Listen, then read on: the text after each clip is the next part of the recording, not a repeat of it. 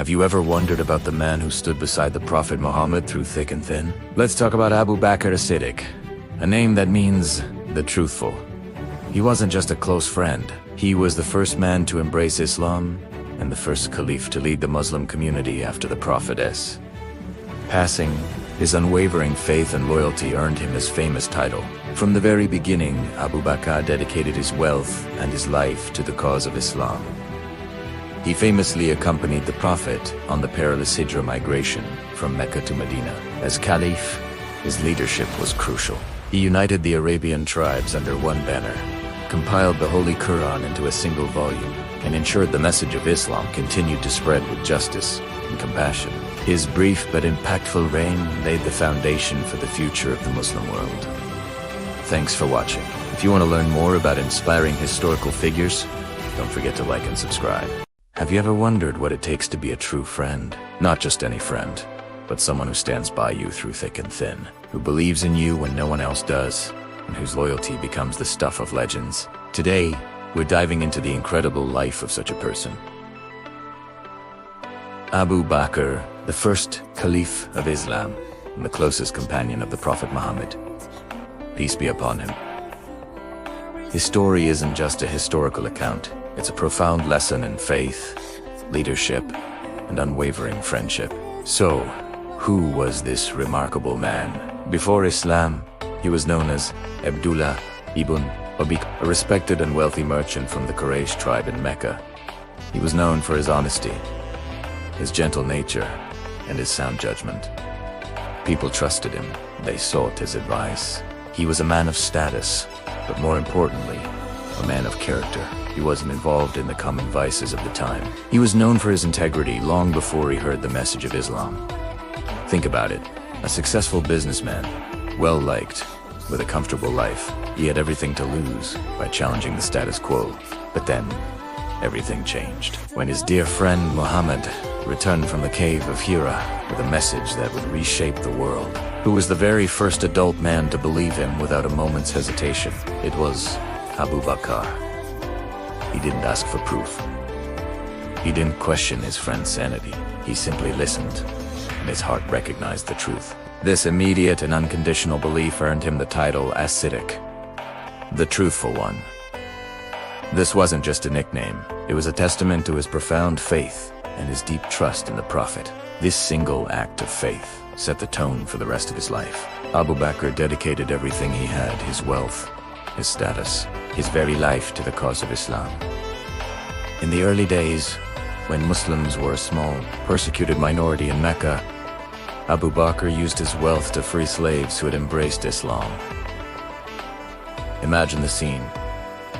Bilal ibn Rabah, an Abyssinian slave, being tortured under the scorching desert sun for declaring his faith in one God. Who stepped in to purchase his freedom? It was Abu Bakr.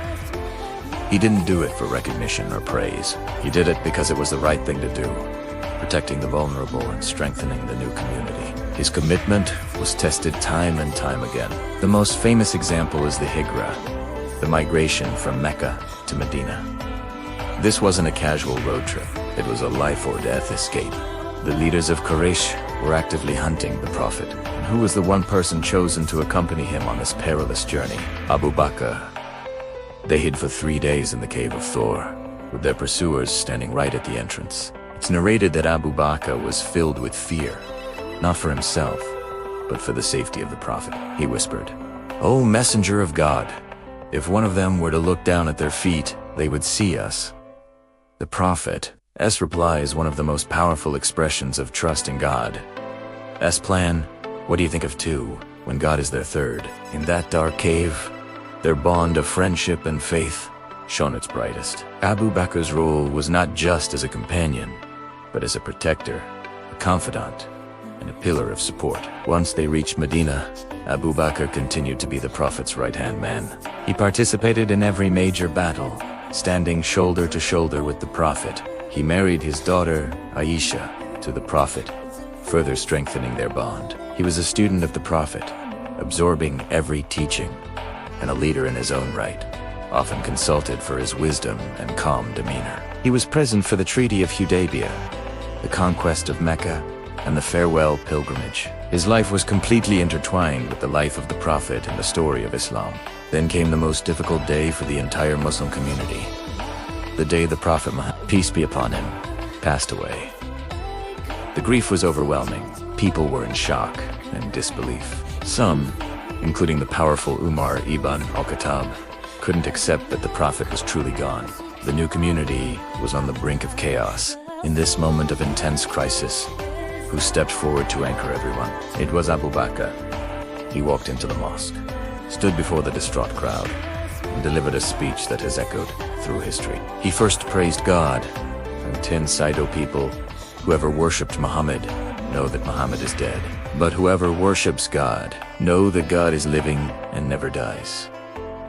He then recited a verse from the Quran that confirmed the Prophet's mortality, reminding everyone that all prophets before him had also passed away. His words were like a splash of cool water on a burning fire.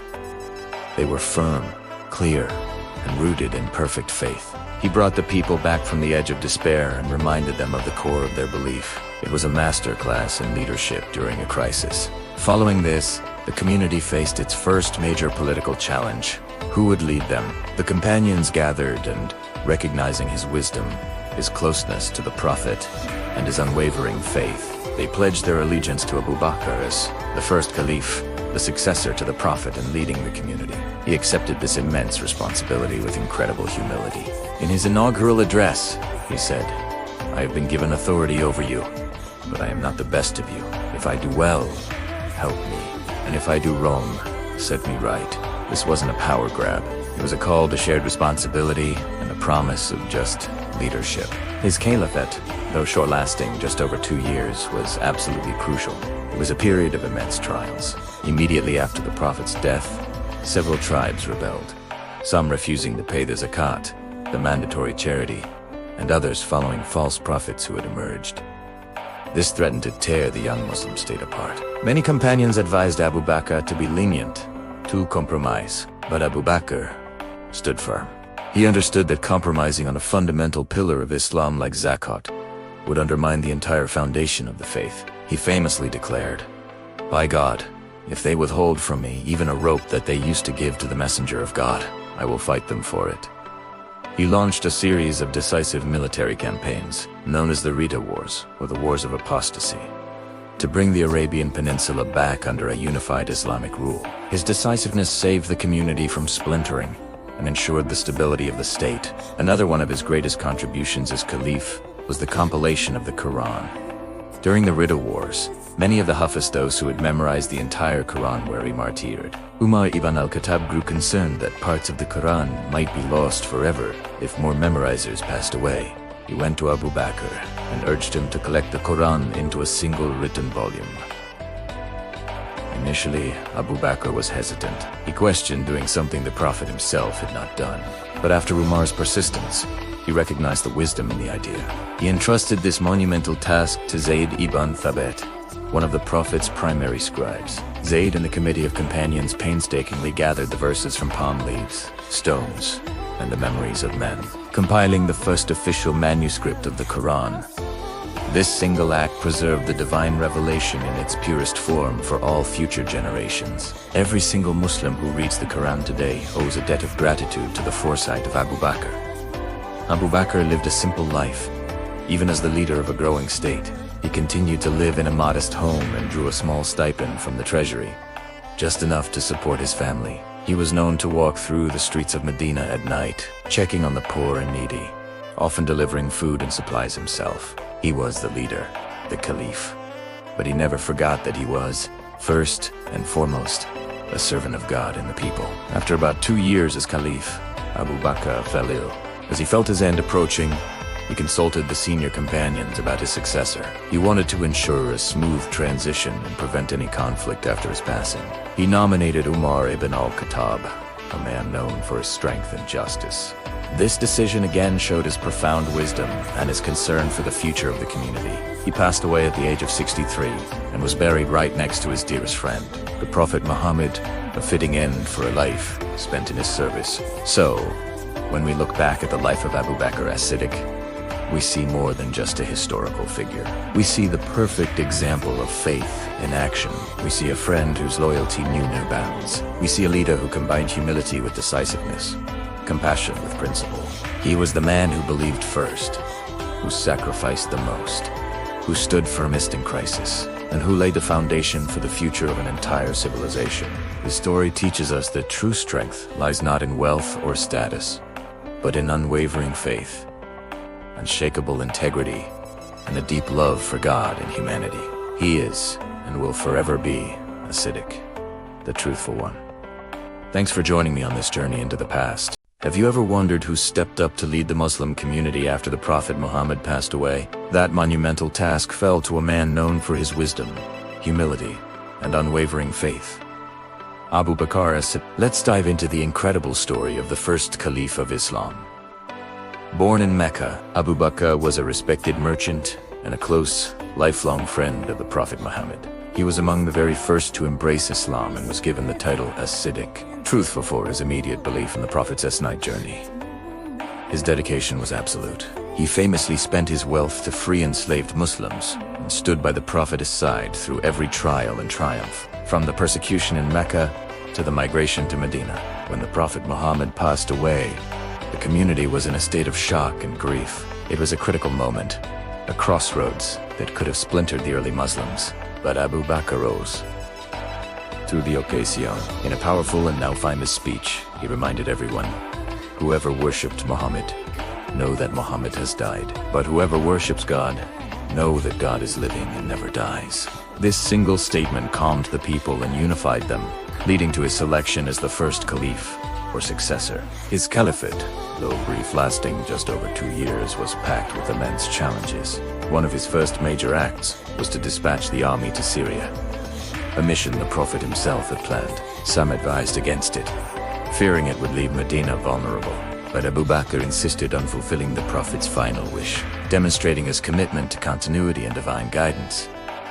Then came the Ridda Wars, or the Wars of Apostasy. After the Prophet's death, several tribes rebelled, with some refusing to pay the mandatory charitable offering, and others following false prophets. This was a direct threat to the unity and stability of the nascent Islamic State. Abu Bakr acted decisively. He saw the refusal to pay zakat not as a financial issue, but as a rejection of a core pillar of Islam. He led a series of campaigns that successfully reunited the Arabian Peninsula under the banner of Islam, preserving the integrity of the community. Perhaps one of Abu Bakr's most lasting contributions was the compilation of the Quran. During the Ridda Wars, many of us, those who had memorized the entire Quran, were martyred. Umar ibn al-Khattab, who would later become the second caliph, grew concerned that parts of the Quran could be lost forever. He urged Abu Bakr to collect all the scattered revelations into a single volume.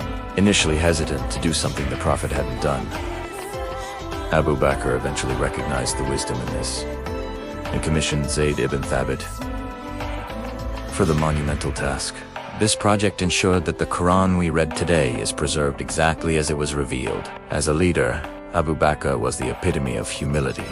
He lived a simple life, continued to run his cloth business for a time, and was always accessible to his people. He took a modest stipend from the public treasury only after being persuaded that he needed to focus full-time on governing. He saw himself not as a king, but as a servant of the people, famously saying, "I have been given authority over you, but I am not the best of you. If I do well, help me.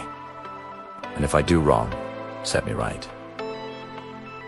Even on his deathbed, his concern was for the future of the community. He consulted with senior companions and, seeing the consensus, nominated Umar ibn al-Khattab as his successor, ensuring a smooth and peaceful transition of power. From being a steadfast companion to a decisive leader, Abu Bakr's life is a masterclass in faith, integrity, and service. He navigated one of the most turbulent periods in Islamic history with wisdom and courage, laying a foundation that would allow the faith to flourish for centuries to come. His legacy is not one of grand palaces or vast conquests, but of unity, piety, and unwavering commitment to the principles of Islam. Thanks for watching. If you found this story inspiring, don't forget to like, share, and subscribe for more deep dives into history's most fascinating figures.